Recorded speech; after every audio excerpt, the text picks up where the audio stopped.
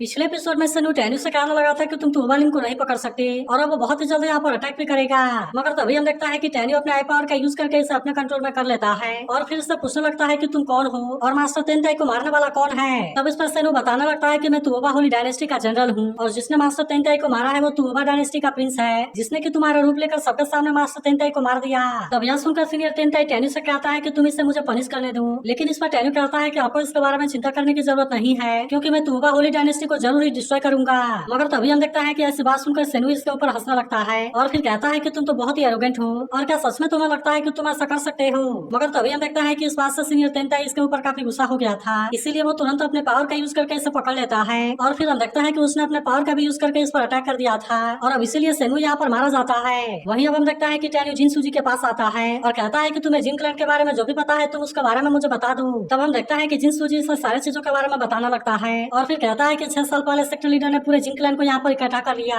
जो कि अभी के समय में सेक्टर के बाहर वाले पीक के ऊपर छुपे हुए हैं और वे यहाँ पर किसी भी समय अटैक कर सकते हैं। फिर वो कहता है कि उनको क्लैन लीडर का सेकंड ब्रदर जिन स्वान जी लीड कर रहा है और सेक्टर लीडर ने कहा था कि अगर मुझे यहाँ पर कुछ भी होता है तो फिर जिन स्वान जी यहाँ पर पूरी तरह से अटैक करने के लिए रेडी हो जाएगा और वो किसी भी कीमत पर हुआंगफू वाले सेक्टर को नहीं छोड़ेगा। तब इस पर टैन्यू पूछता है कि क्या जिन स्वान जी इस समय ट्रांसफॉर्मेशन रिल्म में है, जिस पर जुन सूजी से बताता है कि 500 साल पहले वो डिवाइन सोल में पहुंचा था और इसीलिए मुझे इस समय नहीं पता कि इस समय उसके पास में कैसी कल्टीवेशन है। मगर वहीं हम देखते हैं कि सीनियर तेनताई इस बात से काफी परेशान हो जाता है क्योंकि वो समझ गया था कि जिन स्वान जी को जिन सूजी के मरने के बारे में पता चल गया होगा। वहीं हम देखते हैं कि जिन स्वान जी का एक आदमी इसके पास आता है और कहता है कि जिन सूजी की लाइफ लाइन बुझ गई है। तब इसके बारे में सुनते ही जिन स्वान जी कहता है कि तुम जिन क्लैन के सारे लोगों को इकट्ठा करो क्योंकि अब हम हुआंगफू वाली सेक्टर पर अटैक करने वाले हैं। तब इसके बारे में सुनकर उसका आदमी भी इसके लिए रेडी हो गया था, जबकि वही सीनियर तेनताई कहता है कि एक बार डिवाइन सोल में पहुंच जाने के बाद अपने कल्टीवेशन को आगे बढ़ा पाना काफी मुश्किल होता है और इसीलिए इसके लिए अकेले में कल्टीवेशन करना पड़ता है। इसीलिए मुझे लगता है जिन स्वान जी अगर 500 साल पहले डिवाइन सोल के लेवल 1 में पहुंचा था तब शायद वो इसके सेकंड लेवल में पहुंच गया हो। मगर तभी हम देखता है कि जिन सूजी ऐसी बात सुनकर हंसने लगता है और फिर कहता है कि तुम्हें जिन क्लैन को हल्के में लेने की गलती नहीं करनी चाहिए क्योंकि जिन स्वान जी के अलावा भी वहाँ पर डिवाइन सोल वाले बहुत सारे लोग हैं और हुआंगफू वाली सेक्टर ने तो अभी कुछ समय पहले अपने फाइट को खत्म किया है। इसीलिए मुझे लगता है कि तुम इस समय काफी कमजोर हो जिसकी वजह से तुम हमारे जिन क्लैन को रोकने के लिए कुछ नहीं कर सकते।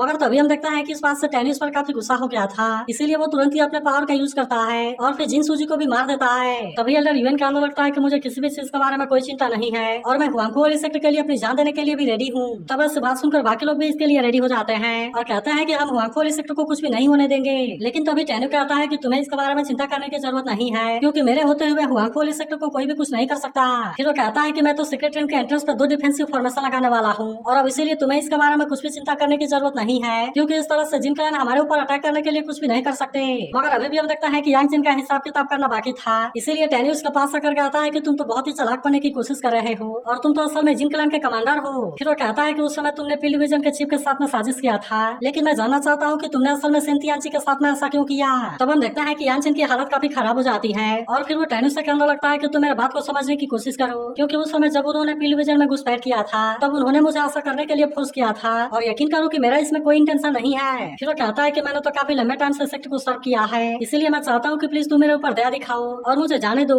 मगर हम देखता है कि टैन्यू इसके बारे में कुछ भी नहीं करता और फिर कहता है कि अब जो भी करना है इसके बारे में मिस विंग और सुचेन करेगी और अब इसीलिए ये सब पूरी तरह से उनके ऊपर है। फिर वो मिस विंग से कहता है कि मैं यांगचिन को तुम्हारे हाथों में छोड़ रहा हूँ और इसीलिए तुम्हें जो भी करना है इसके साथ में कर सकती हो। तब हम देखते हैं कि वे दोनों इसके लिए टैन्यू को थैंक यू कहती हैं और फिर हम देखता है कि वे इसे मारने के लिए यहाँ से लेकर चली गई थी। फिर हम देखता है कि ऊपर से यांगचिन के चिल्लाने की आवाज आती है जिसका मतलब है कि उन्होंने यांगचिन को मार दिया। वही टैन्यू लॉ एनफोर्समेंट टेलर से कहता है कि तुम बाकी सभी स्पाई को कैद कर दो क्योंकि अभी के लिए मैं सबसे पहले जिन क्लैन के साथ में डील करना चाहता हूँ और इसीलिए उसके बाद देखा जाएगा कि उनके साथ में क्या होगा। तब हम देखता है कि लॉ एनफोर्समेंट टेलर भी इसके लिए मान गया था और फिर वो अपने गलती के लिए माफी भी मांगता है। तब इस पर टैन्यू कहता है कि तुम्हें अपनी गलती रियलाइज हो गई है, यही सबसे बड़ी बात है। इसीलिए अगर तुम आने वाले समय में हुआंगफू वाली सेक्टर के लिए लॉयल बने रहोगे तो फिर तुम्हारे पास की सारी गलतियां अपने आप ही माफ हो जाएंगी। तब इसके बारे में सुनकर वो एल्डर इसके लिए टैन्यू को थैंक यू कहता है। फिर हम देखता है कि वो अपने पूरे लाइफ हुआंगफू वाली सेक्टर के लिए लॉयल रहने का प्रॉमिस करता है और कहता है कि अगर मैंने इसे ब्रेक करने का कोशिश किया। मगर तभी हम देखता है कि टैन्यू स्वान काई को आवाज लगाता है और कहता है कि तुम मेरे साथ में चलो। फिर स्वान काई टैन्यू से बताता है कि टियानफा टाउन पहले से ही खाली है और तुम्हारे कहने पर मैंने लॉन्ग आउट टियान को भी इसके बारे में बता दिया है और कहा है कि तुम बाकी सेक्टर को भी इसके बारे में बता देना